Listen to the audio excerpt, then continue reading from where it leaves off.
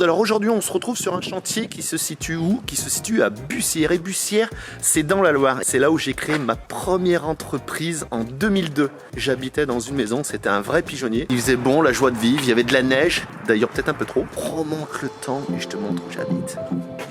C'est juste là, la petite maison jaune, tu vois. On appelait ça le pigeonnier. Pourquoi? Parce qu'il y avait plein de pigeons à cause de l'église à côté, tu vois. Et du coup, tous les pigeons, ils rentraient dans la maison parce qu'il y avait des fenêtres de cassées et tout. C'était mon premier achat. Et je me rappelle, les copains, quand ils avaient vu ça, ils me disent « Mais non, Eric, tu vas pas acheter ça. Regarde, on la voit, elle est toute petite là-bas. » Ils étaient tous en train d'acheter des 205 GTI, je me rappelle à l'époque, des R19. Enfin, c'était l'époque où, voilà, la jeunesse, c'était les voitures. Et ben non, moi, j'avais décidé de m'acheter ma première maison. J'avais quel âge? J'avais 21 ans. J'avais payé 19 000 €. J'avais fait des travaux, j'avais super bien revendu et ça m'a aidé justement à démarrer. C'est pour ça que si j'ai un conseil à donner aux jeunes aujourd'hui, tu sais, une voiture, quand tu l'achètes, tu mets un pied dedans, t'as déjà perdu la moitié de la valeur. Que si tu arrives tout doucement à acheter un petit appart, un truc, même en ruine à rattraper, et que t'es bricoleur, attention, faut pas faire n'importe quoi, et ben je pense que c'est quand même un meilleur investissement que d'acheter une voiture où au final... Hein,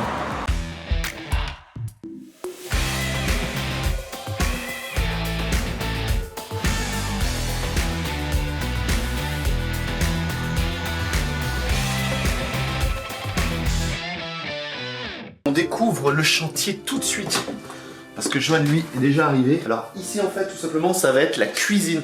En fait ils ont fait une rénovation, elle a tout décapé le mur ici, c'était un vieux crépi. Du coup elle fait ressortir la pierre, tu vois, elle a passé un petit imperméabilisant. Ici donc espace cuisine, tu vois. Là on passe la petite là une petite salle de bain. Regarde où Jojo il attaque la douche. Comme ça elle aura le temps de sécher pendant que nous on avance la pause. Alors, comment tu trouves le chantier, Joanne? Nickel. Qu'est-ce que tu dis, nickel? Nickel. Ouais, Franchement. Voilà. C'est de toute beauté. Non, franchement, ça va faire un beau chantier. Et regarde ce qu'on va poser. Regarde ce que je te disais juste avant. Ce magnifique travertin. Il y a longtemps qu'on n'a pas posé de travertin, Joanne. Ouais. Ça faisait longtemps, tu vois. Et là, on a l'impression que... La dernière fois, c'est une piscine, je crois, on a fait. C'est... Ouais, exact. C'était du travertin gris. Je te mets la vidéo où on avait fait les joints de cette piscine. Donc, on est sur quel support? Parce que ça peut t'intéresser. Si tu me poses la question, on est sur une chape liquide ciment. En fait, tout simplement ciment. Donc qu'est-ce qu'on va faire ici? On va la poncer et on va passer sans primaire. Parce que là, sur une chape ciment, avec la colle qu'on utilise, la Coliflex Premium 2, on n'a pas besoin de primaire. Dans un premier temps, quand tu as un support type béton, ou ciment, ou chape, ce que je t'invite à faire, c'est poncer, balayer, aspirer, et ensuite poser. Et là pour poncer, tu vois, on a ce style de machine, en fait, tout simplement, c'est une ponceuse à sol, on s'en servait pour les joints à l'époque. Il y a des plateaux et dessous, c'est du diamant, et ça vient gratter, ça nettoie tout le sol, ça le ponce.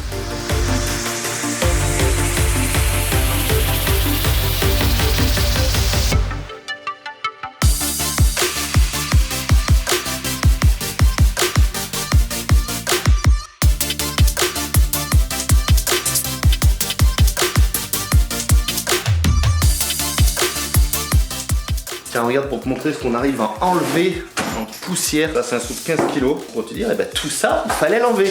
Bon, du coup, on a fini de poncer, c'est aspiré, c'est nickel, là, tu vois, impeccable. Donc, c'est ce qu'il faut, tu fais bien les angles, tu ponces partout. Qu'est-ce qu'on fait maintenant? On va regarder le calpinage. Et le calpinage, c'est quoi?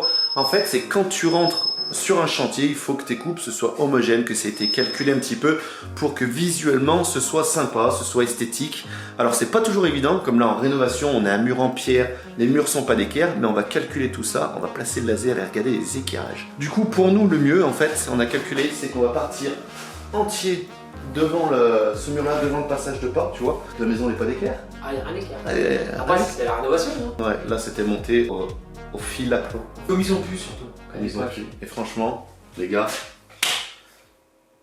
chapeau. Alors maintenant, on va tout poser à sec avec les croisillons pour pouvoir démarrer dans un coin et pouvoir reculer sans s'embêter. On fait des joints de 2 mm, des petits croisillons de 2 mm, pas vite. Tout simplement parce que en jointant, ça a tendance toujours à faire un joint un peu plus gros après sur la pierre. Donc c'est pour ça qu'on prend du 2 mm et c'est super adapté. Tu peux le faire en 3 et on fait un joint un peu rustique.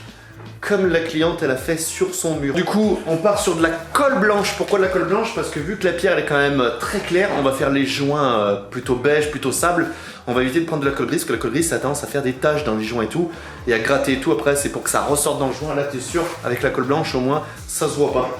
Donc du coup, on part avec la Coliflex Premium 2 de chez VPI. C'est une C2 S1. Tu pourrais passer avec la Colimix, c'est une C2 parce qu'il n'y a pas de plancher chauffant. Mais voilà, on préfère sur le coup, sachant qu'elle a un double taux de gâchage. On peut la faire légèrement plus fluide et elle va jusqu'au 1m sans double encollage. Par contre, nous, sur le travertin, on fait un petit double encollage et on passe avec un pen de 12 mm carré.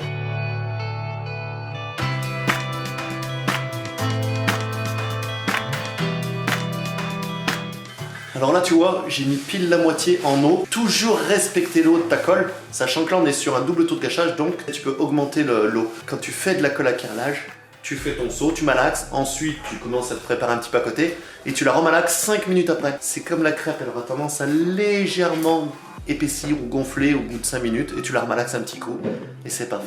Et le pen de 12 mm carré, c'est ça, tu vois. 12 mm par 12 mm par 12 mm par 12 mm. Et à chaque fois que tu rattaques, vu que tu as marché dessus, tu raspires, toujours nickel aspirateur, c'est mieux que le balai. Et puis ici, vu qu'on est passé sans primaire, on va quand même passer un tout petit coup d'éponge humide, tout simplement pour finir dépoussiéré bien propre.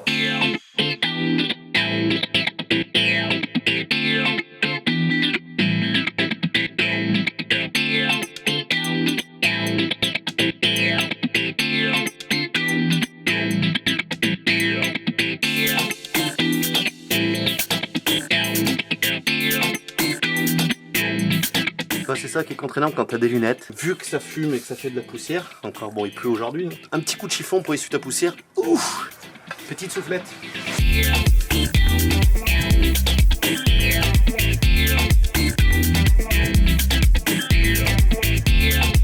Alors là, tu vois, tu vas pouvoir t'arrêter un petit peu plus large au niveau des murs parce que les plinthes, vu que ça va être du travertin recoupé, c'est un peu plus épais. Donc là, tu vois, faut pas avoir peur de te tenir entre 5 et 8 mm tout le tour. Il n'y a pas de souci, tu vois. Comme ça, au moins, il y a une dilatation qui peut se créer entre ton placo et ton sol. Tu le nettoies toujours. Dès qu'il y a une petite trace de colle dessus, un petit coup d'éponge dans le joint, tu vois, bien profond. Il faut que tu aies au moins 3 mm de mise de joint. Bon, on vient de se rendre compte d'un truc avec Johan. C'est qu'en fait, eh ben on est centré à cette porte. Alors ça, c'était pas voulu. Il y a 16. Et on a 16 ici. C'est top du coup. Parce qu'on sera centré à la porte là-bas, on est centré à cette porte là, on est entier là-bas. Soyons fous. Faisons du bon travail.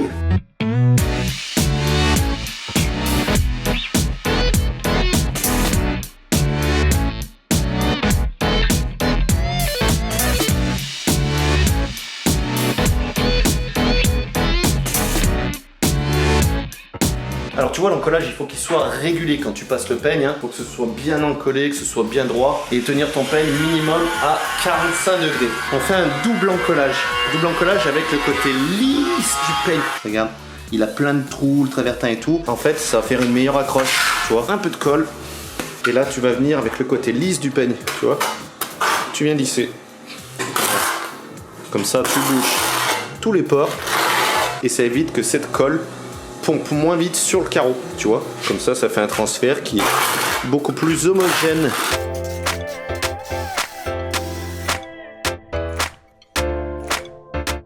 Et contrairement à ce qu'on croit, c'est vrai que souvent, on a quand même des retours qui nous disent « Ouais, mais le travertin, ça coûte cher et tout ». Alors tu vois, pour te donner un ordre d'idée, en termes de tarifs, on est sur une trentaine d'euros le mètre carré. Tu prends un bon carreau, t'es beaucoup plus cher. Et franchement, ça, c'est intemporel. Bon, tu vois, à chaque fois qu'on rattaque un rang, tu raques ta colle qui dépasse ici, un coup d'aspirateur, un petit coup de bleu, un petit coup d'éponge, et tu rencolles.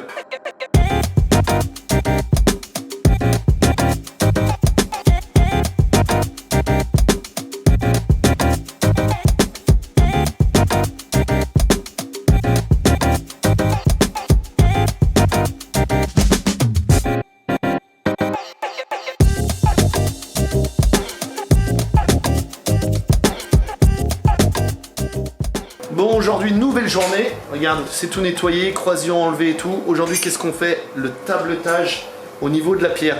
Tabletage, c'est quoi? C'est tout simplement, on va venir faire de la découpe et suivre la pierre en fait. J'avais déjà fait une vidéo, si tu peux aller voir cette vidéo, où on s'était déchiré avec Jojo à faire de la super belle découpe.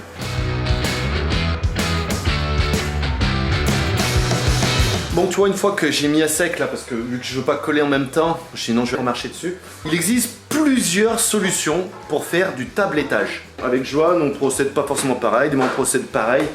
Je t'explique, allez, on va dire 2 solutions, peut-être 3 de ce qui existe aujourd'hui pour faire de la belle découpe. Moi, je suis fait une forme de trusquin, tout simplement, donc ça fait la taille de la largeur d'un travertin. Ensuite, je vais venir le plaquer contre, et là, je vais tracer, tac, tac, tac, tac, tac, tac, tac, tac, tac, tac, tac, tac. Tu vois, là, t'as ta coupe. Alors, plus ou moins, parce qu'il va falloir travailler un petit peu. Allez, on va la couper.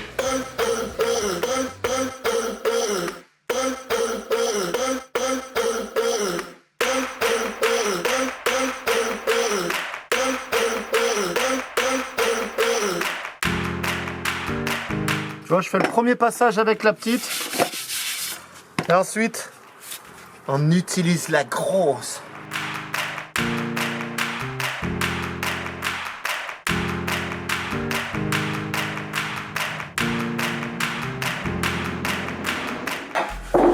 Et elle va pas du tout. Là, je suis bon. Là, tu vois, faut que je la rate avec celle-là.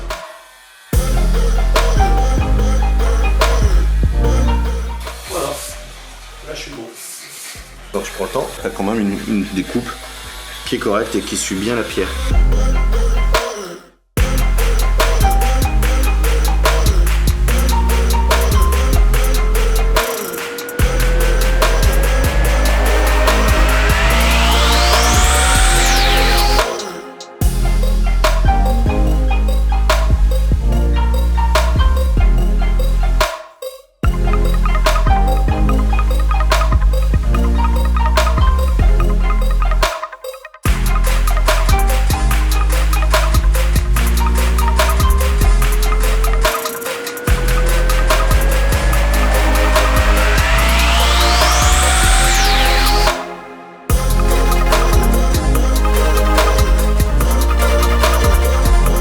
Faire la deuxième méthode. Tu prends ta cote la plus grande, donc ici tu vois, tu vas au plus loin du creux déjà, t'enlèves 5 mm, on va faire 25,5. Je coupe déjà une ligne droite à 25,5, un bout de travertin, et ensuite je vais venir la poser contre et m'amuser à dessiner.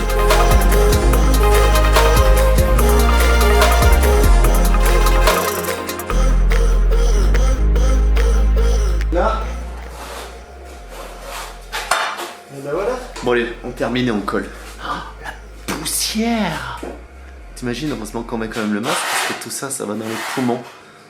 Donc mettez les EPI, même si parfois ça m'arrive de les oublier, oui, je fais des fautes, comme tout le monde.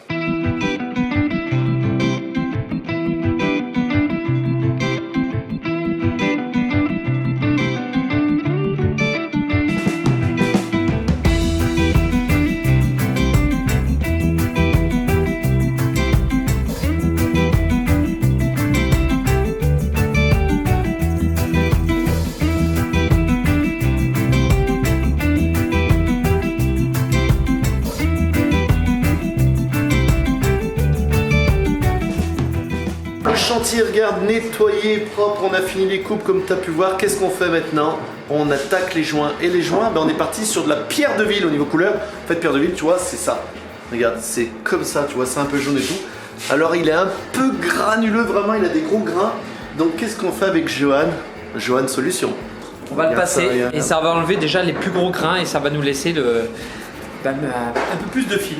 Et comme ça sera moins compliqué à passer.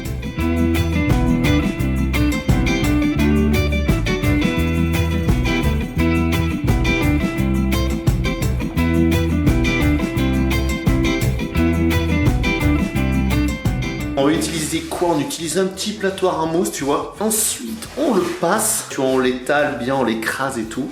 Et puis on va venir le nettoyer avec un kit à joint. Alors il en existe plusieurs, là j'ai celui-là. Johan il en a avec des rouleaux. Et tu vois, on va venir tout simplement émulsionner. On rince l'eau. Et ensuite on vient relaver tout doucement, bien propre. Pour que ce soit juste magnifique par terre. Quand la cliente rentre le soir, elle se dit oh, les carreleurs ils ont fait le ménage.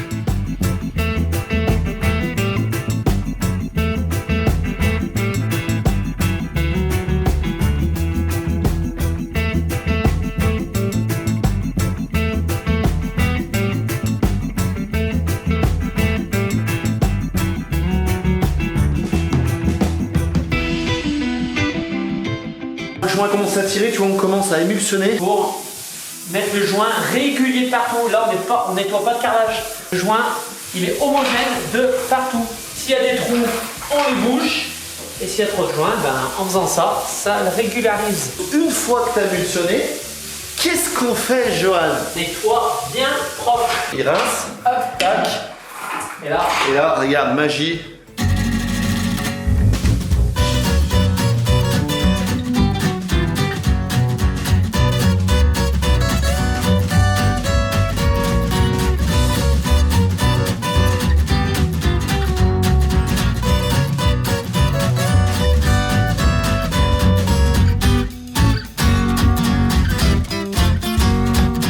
C'est rincé, c'est nettoyé, c'est tout propre.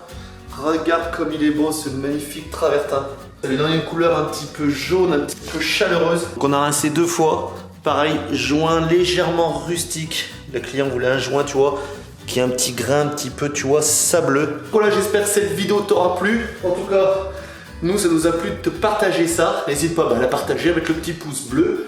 Tu peux nous retrouver sur les réseaux sociaux, Eric Le Carle et Jo sur le carreau. Tu peux retrouver tous les liens dans la description. Et puis écoute, nous on te dit à bientôt, à la prochaine vidéo. Allez, ciao ciao, bye, salut. Regarde, tu vois, et ça c'est toutes des petites pépites d'or. On va essayer de les faire fondre dans une casserole et on va se faire des outils en or avec Johan. ah bon? Ah bon. Comme ça.